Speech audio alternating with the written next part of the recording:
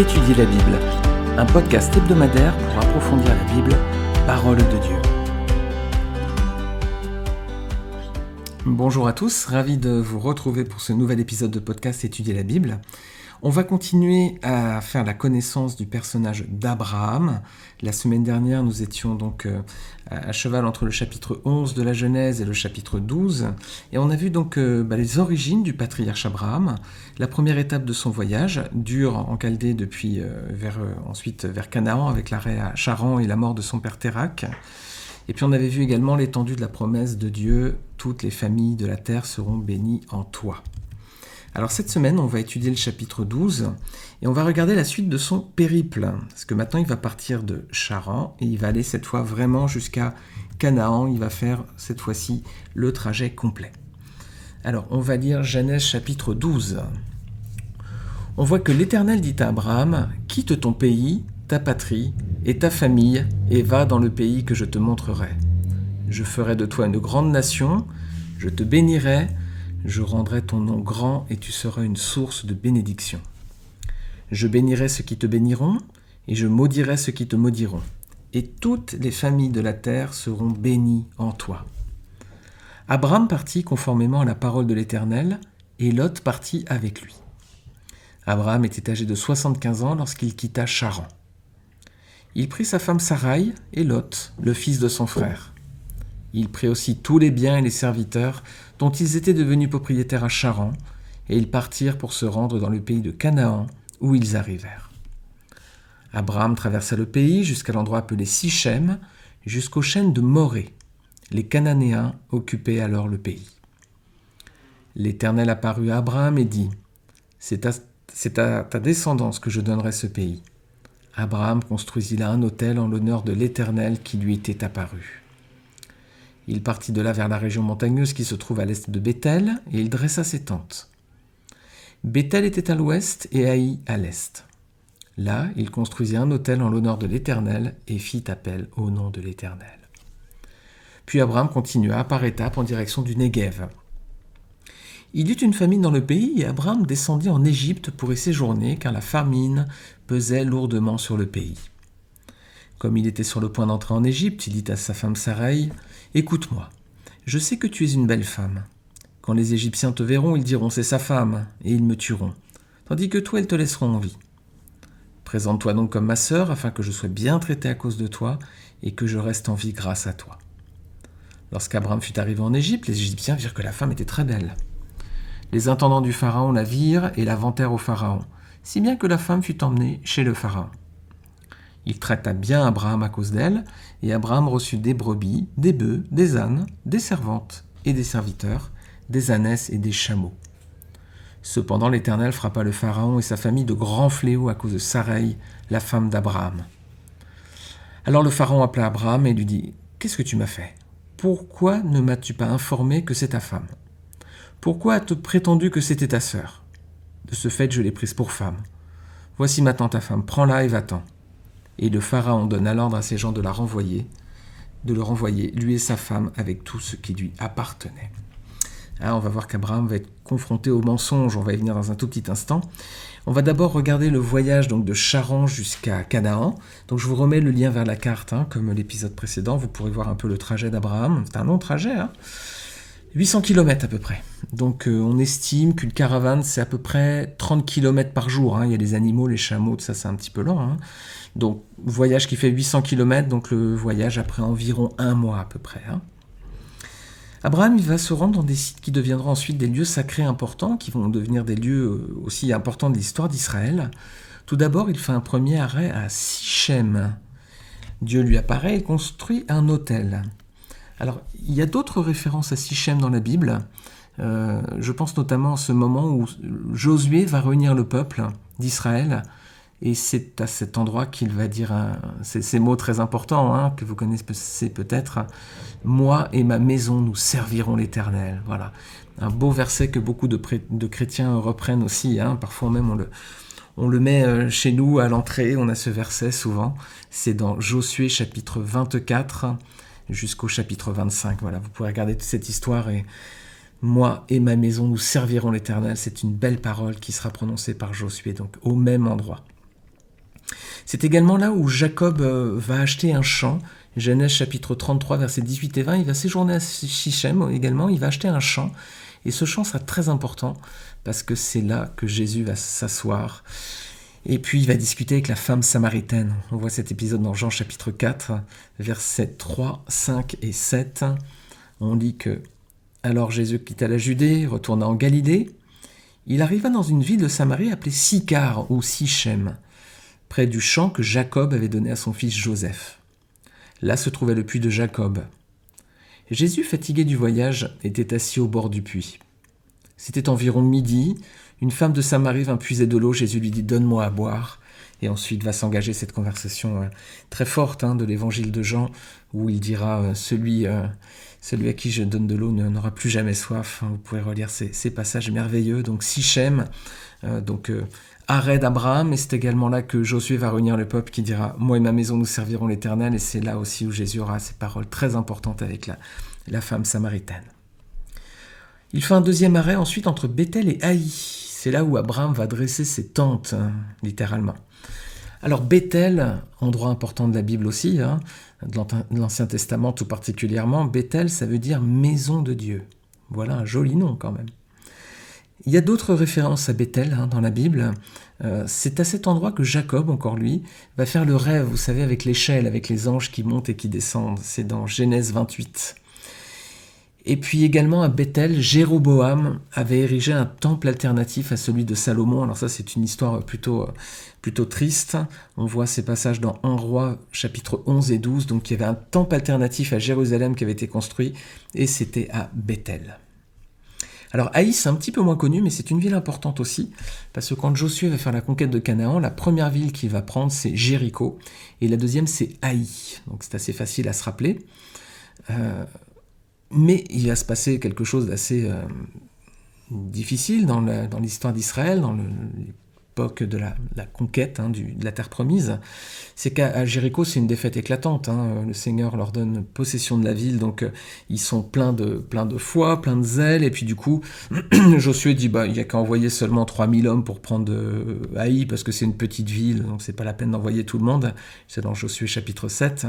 Mais ils sont mis en déroute. Alors pourquoi ? Qu'est-ce qui s'est passé ? Josué va dire « Mais Seigneur, pourquoi ?» Et en fait, il y a un personnage qui s'appelle Akan, qui avait dérobé à Jéricho des biens qui étaient dévoués par interdit. Notamment ce fameux manteau de Shinéar qu'on avait vu précédemment dans l'épisode de podcast de la Tour de Babel. Je vous invite à regarder et à l'écouter si vous le souhaitez. Et cet épisode donc se trouve dans Josué chapitre 21. Et puis après, elle disparaît de l'écriture, on n'a plus de mention d'elle, mais il s'est quand même passé des choses importantes à Haï. L'histoire d'Israël était aussi marquée par cette ville. Donc Abraham, il descend de Charan jusqu'à Canaan, et puis il traverse ces villes, Sichem, Béthel, Haï, sans savoir tout ce qui allait se passer, bien sûr, ensuite, notamment le fait que le Seigneur allait s'asseoir là, littéralement, à cet endroit sur un puits. Alors, une famine arrive. Parfois, il y a des événements comme ça qui sont des catastrophes sanitaires. Nous, on vient de vivre la crise du Covid dans le monde entier, d'ailleurs. C'est pas seulement chez nous en France, mais c'est dans le monde entier. Le Seigneur sait si c'est terminé ou pas. On est en juillet 2020, lorsque j'enregistre ce podcast, on verra ce qui se passera ensuite. Mais voilà, il y a des périodes comme ça dans l'histoire où parfois il y a des événements un peu majeurs, sanitaires. Et là, il y a une famine. Alors, il y en a beaucoup dans la Bible, des famines. Celle-ci, elle va contraindre Abraham à descendre en Égypte. Et donc, il va faire passer Sarai, sa femme, pour sa sœur. Alors, c'est pas tout à fait faux, parce qu'effectivement, c'était sa demi-sœur. On l'avait vu dans l'épisode de podcast précédent. Donc, c'était sa demi-sœur, c'était aussi la fille de Térak, mais c'était pas la mère sa mère n'était pas la mère d'Abraham, en fait. Donc, Térak avait plusieurs femmes. Avec une des femmes, il avait eu Abraham. Avec une des autres femmes, il avait eu Sarah.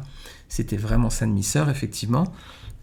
Pour l'instant, il n'y avait pas de prescription en Israël. Enfin, voilà, le Seigneur ne s'était pas encore révélé avec la loi. Donc, Abraham, ce n'était pas encore non plus le peuple d'Israël. Donc, c'était un moment de tolérance et le Seigneur l'a laissé faire. Mais on voit aussi dans cette histoire certaines similitudes. Voilà, on voit des similitudes avec la fuite d'Égypte, du pays d'Israël qui va intervenir plus tard. On voit que Pharaon et sa maison sont frappés de plaies et qu'Abraham repart avec de grands biens, comme Israël lorsqu'il partira quelques siècles plus tard. Alors la question qui nous taraude là, c'est par rapport au mensonge. Abraham confronté au mensonge. Qu'est-ce qu'il fait à présenter Sarah comme sa sœur, hein? Et si vous êtes marié ou fiancé, posez-vous la question aussi, comment est-ce que vous présentez votre conjoint à votre entourage? Est-ce que vous honorez votre épouse en disant « voici mon épouse » et puis vous donnez son nom, son prénom?